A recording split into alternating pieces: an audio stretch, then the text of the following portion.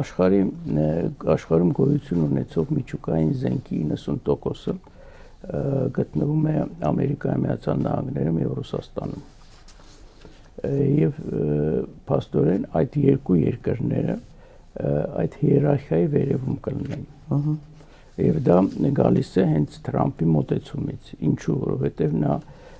շատ պրագմատիկ մարդ լինելով հասկանում է հետեւյալը, որ կա մի ուժ, որը կարող է ոչնչացնել Ամերիկայի Միացյալ Նահանգները։ Դա Ռուսաստանն է, ուրիշ ոչ մի ուժ չի կարող։ Նույնն էլ Ամերիկայի Միացյալ Նահանգները։ Եվ այդ երկու ուժը, որոնք կարող են իրար ոչնչացնել, նրանք ավելի լավ է իրար հետ համագործակցեն որոշակի առումով, քան թե գործը տանեն իրար ոչնչացնելուն։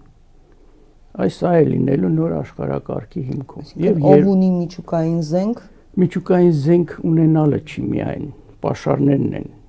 90%-ը Ամերիկայի եւ Ռուսաստանի ձեռքում է։ Մնացած 10%-ը մի քանի երկրներ, այսինքն պատկերացնում եք Ֆրանսիան, Մեծ Բրիտանիան, Պակիստանը, Հնդկաստանը, Իսրայելը, Հյուսիսային Կորեան հիմա կարծես թե։ Եվ տեսեք, սա այդ երկու երկրներն են, եւ երրորդը Չինաստանը, որը տնտեսապես հզորագույն պետություններից մեկն է, երկրորդն է տնտեսական հզորությամբ, իհարկե ռազմական առումով զիջում է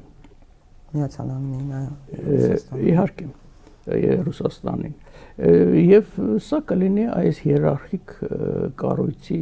առանձնահատկությունը 2 եւ 3 կամ երկրներ, որոնք իշխեն, եւ նրանք կփորձեն իրար մեջ բաժանել աշխարհը։